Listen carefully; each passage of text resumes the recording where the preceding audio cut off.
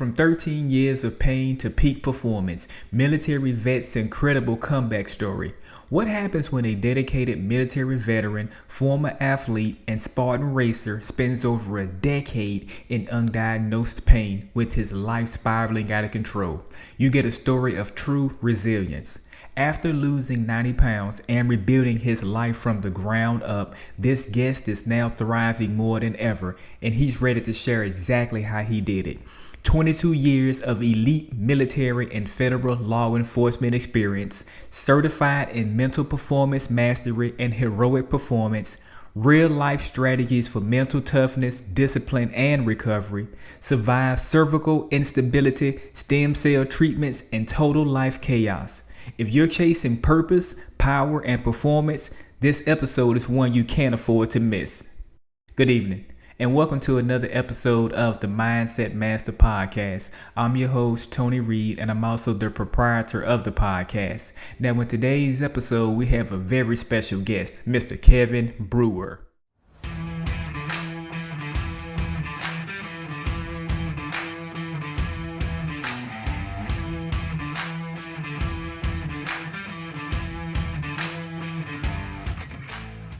Hey, Tony, how you doing? Doing good, Kevin. How you doing? Doing well, man. Thank you. I was reading your resume and I see that you were in the military, and I would like to first and foremost say thank you for your service, sir. I appreciate that. How long did you serve? A couple months shy of 7 years. Do you still do like kind of military work as well now, or what? I did. I got out and I was doing kind of government contracting stuff. Still with the Department of Defense stuff, but now I'm in the federal law enforcement side, so Department of Justice. Oh, that's amazing. I love that. Besides like the military and Department of Justice, I see that you are also an athlete. What kind of athlete are you? Growing up, I was kind of baseball, basketball. I wanted to do football. My mom wouldn't let me. Probably a smart thing because I was pretty wild and reckless. So I hindered myself enough that probably would have been over the top. But yeah, so I baseball, basketball growing up, kind of continued that throughout in the military and stuff. And then now I do the Spartan events. So yeah, the Spartan event. Now, isn't it where like you like are doing like these real like endurance based like marathons and like you're toting stuff? Because I heard a buddy of mine talking about that. Something like that, yeah. They have like a couple different distances. So I've done the 5K, 10K, and the 21K. But yeah, they're the obstacle courses. So it's usually through like kind of a mountainous area, 20 to 30 obstacles in the way. So yeah, that's right in my alley. Because I've always felt like I was always good in like parkour, and I feel like I would do good in like that American Ninja Warrior things like that, like mountain climbing, like hiking, anything endurance. So what kind of got you into doing those Spartan races? Like, was it the military, or was it you just having like an athletic background as a kid, or what kind of got you into that? I've always kind of been interested in that kind of thing. Of course, being in the military stuff, I was prior to having some health issues when I got out of the military, I was thinking about trying to go into the special forces route. On the Navy side, I was going to be EOD, and so I've always kind of been semi-adventurous and do a bunch of crazy stuff. But when I had a bunch of health issues come up, so I couldn't do anything for 13 years. I was basically bedridden, and we'll get into that. But I did a coaching program called Heroic Coaching, and one of the final steps on that is to do a Spartan event, or kind of an obstacle event type of thing. And I wasn't able to do it at the time. I had something flare up right the night before really, and I couldn't get to the starting line. So then I went into like a mode, and I just said, I'm going to get ready for this. I'm going to do one. So I ended up doing one, and now I just do them all the time. How long does it take for you to prepare your body for a Spartan race? 2 or 3 months? Or how long does it take you? It's a good question. Really going to depend on kind of where you're starting from. It took me quite a while, but I was starting from a really bad place. My nervous system and everything was just a train wreck because of my health issues. So it took me years really, but about 9-ish months of solid kind of training. If you're coming from a relatively decent shape or just out of shape kind of thing, like you could probably do it in a couple months, just kind of with dedicated work and stuff. So you don't have to run it. You can walk it if you want to, stuff like that. So it's like it's not really the distance. It'll just be kind of like, can you get through it mentally? Kind of piggybacking off of that right there, Kevin. You said that you were you were sick and you was bedridden. Like, would you mind kind of indulging in that a little bit if you don't mind? Yeah. So I'll just kind of go over my history, right? So so I grew up in Illinois. My dad was prior Navy, so we born in San Diego, and we moved around a little bit in ended up like in Illinois, where my parents were from.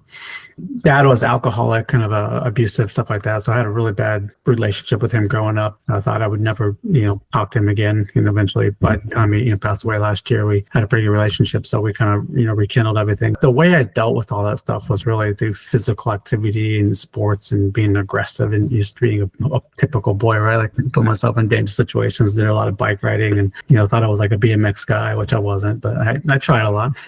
So then, of course, I ended up in the military too. I went to a buddy program with a guy from high school. We went together and ended up in Hawaii for a couple of years doing riding subs out there in the Navy. And then I came out here to the DC area, which I thought I was going to be here for 3 years on shore duty, but ended up in Afghanistan. So when I was in Afghanistan, I was talking with earlier, the EOD guys, which is explosive ordnance disposal, basically disarming bombs and things like that. And it really intrigued me. So I was actually starting to train for that. But when I came back, I got really sick. I had like a massive sinus infection. So my whole left side was completely full of infection. My right side was halfway full. So I could barely breathe. I ended up having like 2 hernias, and then I got the swine flu or something like that on the way back. So I was in really bad shape. And, growing up, I was born with psoriasis and I had GERD and things like this. So I had a lot of kind of chronic issues anyway. So as I was repairing and healing from all these other things, I didn't know my psoriasis turned into psoriatic arthritis. I was on a heavy dose of antibiotic that also causes ligament and tendon damage. And of course, I didn't know that. And I didn't know that my psoriasis, turned into psoriatic arthritis, like I said, which causes ligament and tendon damage. So I was in the gym one day, a month or so after I got back from Afghanistan, and I felt some kind of pop up in my upper back neck area. And from that point on, pretty much, I started to having like all kinds of like health issues. Like my heart rate would just jump up. If you think about all the symptoms of a heart attack or a stroke, I pretty much had all of those constantly for 13 years. And it progressively got worse and worse and worse. I really couldn't do anything physical anymore. I started having even more problems health-wise. My nervous system just started shutting down. And I never really knew what was going on because the doctors just thought it was PTSD. They kept saying, it's anxiety, it's PTSD, because it came, happened shortly after Afghanistan, blah, blah, blah. So I got really dismissed, thrown around, went through doctor after doctor after doctor, emergency room after emergency room. So for 13 years, like I said, my system was so bad that by the time the pandemic hit in 2020, it was actually good for me because then I was actually able to stay home and get paid to stay home. Because right before that happened, I told my boss, I don't know if I can come to work anymore, because by the time I get to work, I was having massive panic attacks. I'd left, working a couple times in an ambulance because my heart rate would just stick at like 160 just sitting there. And I just couldn't get it to calm down. Just pain head to toe constantly. If I look up like that, I would effectively be paralyzed for a couple hours. And then as it was settling down, I would get pain literally head to toe, about 12 out of 10.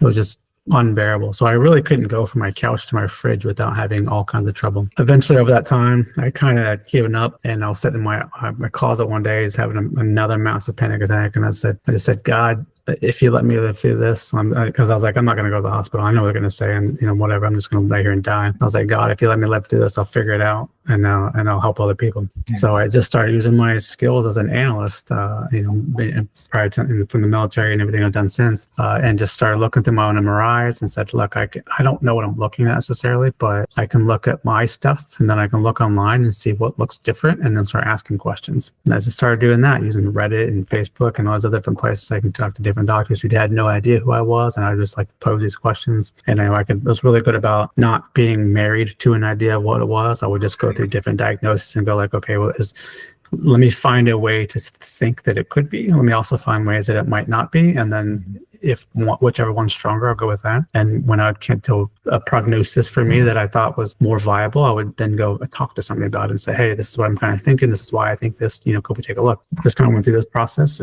for next couple of years. And I was on a bunch of anti-rheumatic drugs, things like that, because I thought it was arthritis. And so I was going through that process, and then I was still going through all my own stuff. And eventually figured out it was cervical instability. So basically every time I moved my neck, I was crushing my brainstem and my spinal cord, because the ligaments holding my neck and my skull to my neck were loose. So that was causing all these different nervous system problems. And of course, why everybody thought it was so disparate symptoms that were all over the place is because the higher up in the system you go, the more things could be affected without being quote unquote connected. So it took me a while to kind of figure it out myself. I finally found a doctor in Colorado that does this specifically.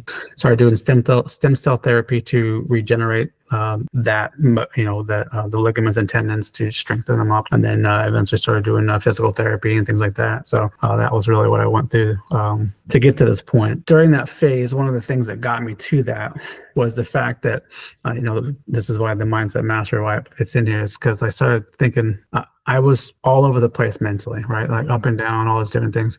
And a lot of it was because, like I mentioned, my way to deal with life was through physical activity, sports, being aggressive. I had a lot of like older kids and adults that would, like let me just kind of like be aggressive with them playing sports. I could get the aggression out, get over whatever emotion I was having. They would, and if I overstepped myself, they would put me in check, So I had these checks and balances where I could get it out, deal with it, process it, and then move on. When I lost the ability to be physical, I didn't have any skills to be able to do that. So I was just progressively getting worse internally and then mentally, but then also physical body was shutting down, which then the whole thing kind of amplified each other.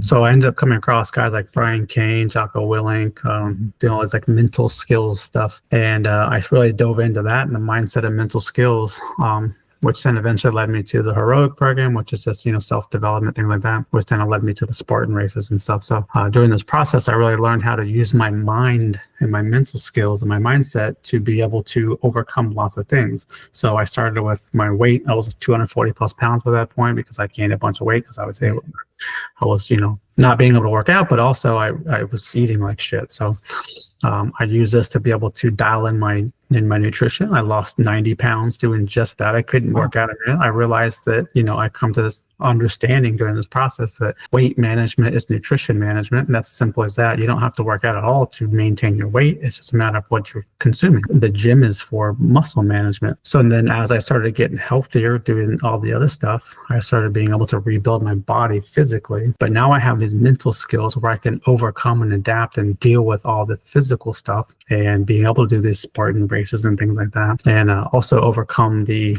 rebuild of the nervous system that has to come with this too, because like I said, my nervous system was shutting down. I commend you, sir. I honestly, I commend you. For one thing, thank you so much for sharing that with us. Thank you so much. That was real heartfelt and very warm right there. Thank you so much for one thing. The next thing is I commend you, Kevin, for your mindset, for you being able to take a hectic situation like that and then you to look at it as a positive, like you said, like you would comb through different things, and you would, once you seen the diagnosis that was similar to what you thought, then you would go talk to somebody.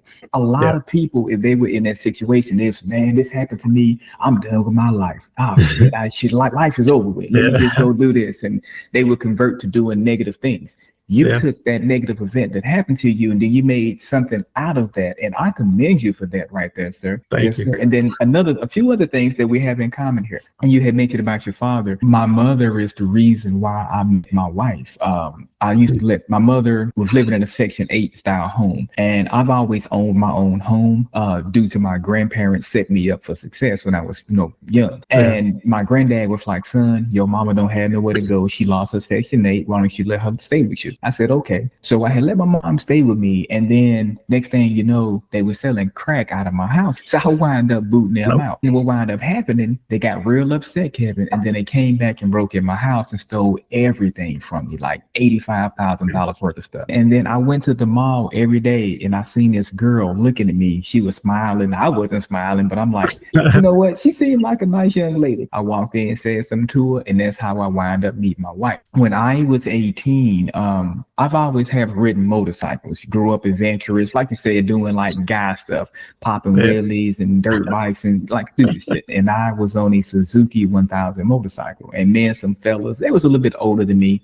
We was going around these curves at like 130 miles an hour. Well, I wound up going off a ravine and I hit my lower back on the log. I couldn't do anything but just sit in bed. And my grandmother, she had to take care of me. And I was like, oh my God, like I need to do something. I can't really use my body right now. I need to put my mind in check. And then that kind of made me start looking at life different. Like, you know what? I can be negative because I can't move. I don't have to be that way. I can take this and make something out of it. And then like, just like you, I started helping people, started coaching people in my barbershop. And even though I wasn't physically there, I was talking to them on the telephone, like, hey man, look, if you're going through this in life, do this and do this and do that. And a lot of people commended me for that. So yes, sir, we have a lot in common here, Kevin. That's why I love talking and stuff. Yeah, once you get to talking and stuff, you never know what you'll learn about the other person and what all you have in common. So this is wonderful. I love this. I've wrecked a motorcycle too, my friend. That's why I can't. If you see, I can't straighten my elbow. Yeah, because I have a fake elbow.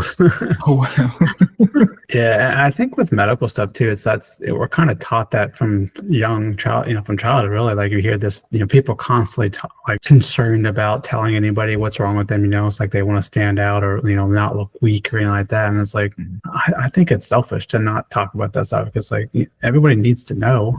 Like they need help with it. They don't really know how to navigate it themselves. So it's kind of like me holding it in and like not wanting to look weak or whatever is not helping you in the long run because you may be dealing with something too. Maybe it's not the exact same thing, but we don't discuss these things. And, like you said, you may not realize that there's a way to defeat it. So let me ask you this question right here, Kevin. So with the things that have happened to you in your life, what do you do to get your mindset together like every morning? So just real quick, I meditate and I journal. What is your trick that you do to kind of get your brain ready for success every day? So I read a lot of stuff. I read all self-help stuff. Not really like self-help, but like mindset kind of thing. So I work out a lot now.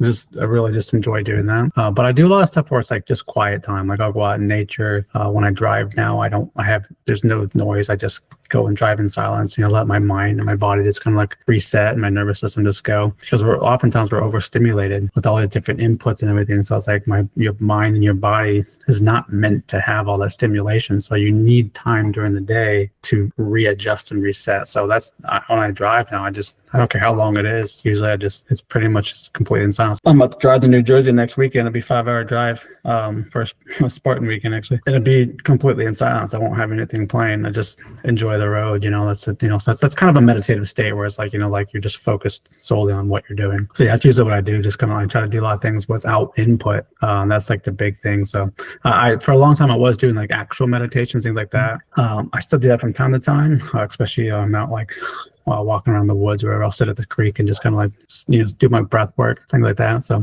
I still do some breath work stuff, things like that. Like I said, using my meditation now is more like a active meditation where I just stay in the moment of whatever I'm doing. Like so like driving or dishes or whatever. I'll try to do it in complete silence and work my attention that way. So because that's like me, like when I wake up, Kevin, the first thing that I do, I have a rule, and now my wife, she understands what I'm saying. But my rule is I don't touch my phone until 11 a.m. After 11 a.m., I can look at my phone, see all that negative shit. I can see all of that. But most people, Kevin, when they first wake up at 4 or 5 o'clock in the morning, they go pick their phone up, bank accounts upside down, divorces, their best friend that got a divorce, somebody sick, done died or something.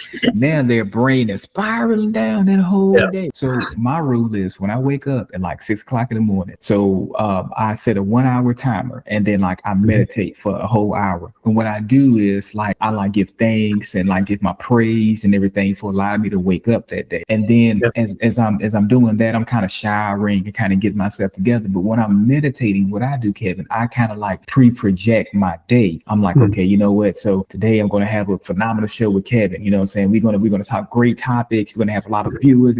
I just pre-forecast my day in a positive light. I got to put that out there. Some people put pre-forecast that, oh man, my kneecap hurting, it's going to keep hurting. All this so negative stuff like that. And then when I am done meditating for 1 hour, then I journal for like 6 minutes. And then I still go and put those same thoughts onto paper, because it's something about when I see it on my laptop or like me physically write it out, it's like that just cements it into my life more. And then after that, and by that time, my wife is waking up and I'm going to, pleasantries to her and stuff like that. But I also tell her, babe, like, don't talk anything negative until this time. When I first told her that, she was like, Tony, what do you think? You're my husband. I can talk to you about negative stuff anytime. I'm like, babe, no, I don't like that. Yeah, to that point, that's actually one way I kind of got over the stuff with my dad.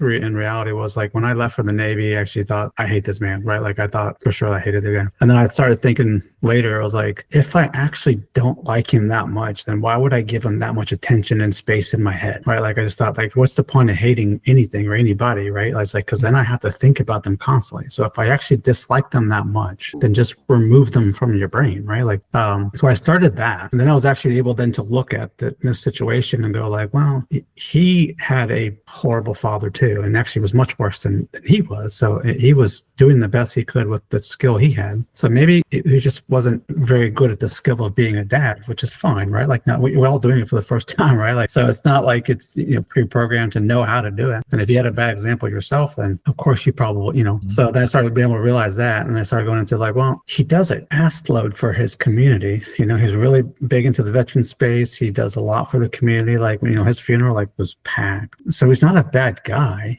Right. So I was like, well, I don't need to live through my history. I can look at it what it is. Like, he's still a good man. I don't need him for that structure anymore. Why don't I just rebuild from here? Like, I never even discussed it with him, like our history. Like, it wasn't even worth it, right? Because it didn't matter to me. I was able to already process it and move through it because I didn't need that negativity. He wouldn't have remembered most of it anyway. And it wasn't really affecting me, right? Like, so I was like, okay, I don't need to discuss it. I can just take where we are now and move on. And to me, that's part of, like you said, the negativity. I didn't need it, right? Like, he didn't need that. We didn't need it together. And another way I've gotten rid of negativity in my life is I don't really pay that much attention to national news. Like, it really doesn't matter to me. Like, I didn't really care what's going on in Tennessee. I don't live there, right? I don't really care what's going on in California for the most part. I don't live there, right? I can't do anything about it. So why would I worry about it, right? Like, why would I be so concerned about all the negative things that are happening over there when I have no control over any of them? All it does is get my nervous system and my brain riled up, and then gets me agitated or whatever. So just stop watching it, right? So I just started thinking about that. I forget, there's a Darren Hardy book, and I forget the name of it, but that was kind of what he talked about. One of the things he discussed. That was one of the books I read. And so I just kind of started getting rid of that. I started not paying attention to the national news, especially if I didn't have to. I did a little bit for work, obviously, but I got rid of it. It was just not really beneficial to me. It's like, hey, but it's like, well, what about all these different problems going on in the world? It's like, well, what can I do about them? There's nothing I can do. But you know what I can do, though? The people around me, anybody that I see doing stupid shit, I can call them out, and I don't let it happen around me, right? And that's all I can affect. And if I can affect the 10, 50, 100 people, whatever it is around me, and say, well, okay, during the time you're around me, you're not going to be acting a fool, then I'll make a difference in the world that way. And then if they went and did the same thing, right, that's the only way I can affect what's going on in California, is if I affect somebody near me and say, you're not going to act a fool around me, they learn and go, well, you know what? Hey, I really like that concept. And they take it somewhere else, right? Like, it just builds that way. There's no reason for me to get upset about what's going on there. There's nothing I can do about it. But I can't affect what's near me, right? Like, I can affect the people I stick around and what I put up with in my circle. So yeah. Now you're right, Kevin. I got a cousin with all these terrible things that's going on there. She's thinking about shutting her business down. I'm like, girl, quit watching the damn news. All you got to do is just, do what you need to do. Quit getting wrapped up in that. So I'm the same way. I try to keep my mind clear as possible. Most of that's rooted in ignorance anyway. So it's like just, people's like outrage is typically because they're just not actually educated on it, right? Like on some topic. Yeah. So, or just not exposed to it. So it's like they're taught to be this way. So they're just projecting somebody else's feelings and emotions, and they haven't really thought about it themselves anyway. Because then you take them out of those situations, you expose them to different things, like eventually they stop being that way. Piggybacking off of doing something with your life, what is a good piece of advice to kind of basically abide by if you want to kind of do right in life? Do you have a piece of advice that you can maybe give us besides what you've already given us? I guess the big thing is really dive into your belief systems, right? Most people adopt belief systems and they never question it going forward. So like, you're taught a belief system and you don't realize it, and then you grow up believing all these different things, put that in quotes for those who are only listening, frequently you realize later, if you actually question it, that it's like, well, it's just somebody else's limited concept of the reality, right? So a really easy one I talk about all the time is like, it's because it's easily identifiable for most people is money is the root of all evil. A lot of people have heard that. A lot of people believe that, right? So because they see these people on the news, again, back to the national news, who do bad things with money. Money doesn't make the person evil. That person probably was a piece of shit to begin with. And then having the ability to do things in public eye because they have the money just showed you their true character. There's a ton more people who have just as much, if not more money than those people that you don't hear about doing really positive things. And the reason you don't hear about it is because they're doing it for the right reasons. So it's not that money's making anybody evil. We're taught that growing up, and then we believe it because we then see it in the news, but we don't think about the fact that we're not seeing it from the people who are doing it for the right reasons because they're not asking for credit. These things just amplify your true character, your true nature, and all that stuff is a skill. If you never question it, then you never actually realize where things come from, and then you never grow. That's why people get stuck in these loops, right? Like the stuff with my dad, for instance, right? Like if I would have just pretended for the rest of my life that he was just a piece of shit, drunk, alcoholic, whatever, I could have done that, right? I could have blamed everything on me, in my history or my life or whatever, on the way I grew up and all these different things. But what good would that have done? Right? So again, I started questioning, why would I do X if I actually truly believe this, right? So then I started actually questioning myself. I didn't even at the time, I didn't realize that's what I was doing, but that's really what I was doing. I was questioning my own belief system. And now that I do it intentionally, it really has made a huge difference. That's why, usually with people, when they get held back in places, it's because there's some limiting belief that they don't even realize that they have because they haven't ever questioned their own belief systems that just keeps them from progressing. So I would say that become aware of your limiting beliefs and start questioning everything. And then you'll start being able to realize, how much you can progress. I have to accept the reality. Like I can't change the past. Nothing I can do is going to change that, right? But I can learn from it. And that's the only thing I can do. So I can look at those things and go like, well, how can I make this better? How can I make this a learning experience? And it doesn't matter how bad it is. The experience just literally could just be, or what you learn from it could just be, that's not what I want to be. That's not the type of person I want to be. So like your Hollywood thing, it's like, yeah, maybe you can say you did it wrong, but maybe you just weren't meant for that. Maybe it just, you didn't do the things, quote unquote, needed to do because you knew morally it wasn't you, right? Like there was like a deeper character thing there. It's like, in order to get to that level in that industry, I have to do things that I'm not willing to do. And there's nothing wrong with that, right? Like, and I don't have to belittle those people either, right? I don't have to judge them. I'm just not willing to do the same things they are. So therefore, that's probably not my people, right? That's not the area I need to be. There's nothing wrong with that. It's like, to me, that's why I look at it. It's like, I don't have to judge it and belittle it, things like that, but I can be honest about it. That's not the type of person I want to be. So therefore, I need to move on, right? And that's kind of why I look at it. And it's like, hey, I don't have regrets because, like you said, if I regret it, then I didn't learn from it, right? Like I'm going to use this, whether it's good, bad, or indifferent, to learn a lesson from it. And maybe the lesson is next time I'm going to do this very different, right? Like that's okay too. Like, right. Maybe it didn't work out the way I wanted it to, but hey, I learned a way it doesn't work. I can tell you that, Yes.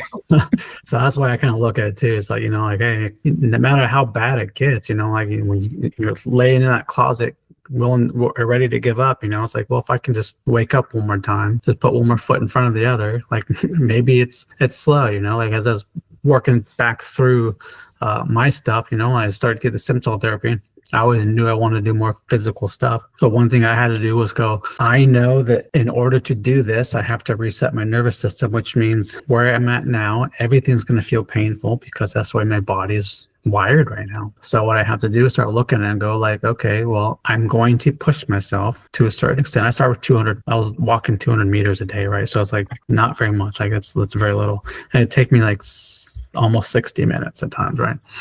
And my heart rate would get up, everything would get elevated. I'd be sore as hell. And it was just like messed up, right? But I would start looking at it and go like, okay, is this the worst pain I've ever had? Yes or no? If the answer is no, then I'm going to say, then I haven't made it worse. And I just started doing that and just kept working my way through that. Eventually got to be able to do it more and then go further. And then eventually got to be able to do one push-up a day, literally one push-up in a day. and then like hanging for 10 seconds to be able to do pull-ups, right? Just start little by little by little so that I could get to a place that I want to, knowing that it was going to be painful, but I could have worked through it. But I had to be able to work through that in order to do it. So like you said, it's all mind, right? It's all in your mind for the most part, right? So it's like, yeah, there's some physical part to it, but I have to take these learning processes, these things that are painful, these things that nobody wants to do, these things that people just are avoiding because it hurts physically, mentally, emotionally, spiritually, whatever, and then use that as an accelerant to be able to learn, adapt, and grow. Our listeners are getting a huge amount of value from this right here. Like, now, I do have one last question for you, sir. How could our listeners get in touch with you? They're like, man, you know what? I'm resonating with Kevin. I'm loving everything he's putting down. I want to reach out to him. How could the listeners get in touch with you, sir? The easiest way is to Instagram, because everybody has it. It's the easiest messaging platform. So it's at Coach Kevin Brewer on Instagram. It's the easiest place to get a hold of me then. It's been an absolute pleasure today, sir, having you on the Mindset Master podcast. Phenomenal conversation, phenomenal company, and I'm looking forward to our next conversation, Kevin. Yeah, I appreciate you having me on. Like I said, I just like helping people. So whenever we can add some value, that's great. Until next time, I'll catch you later.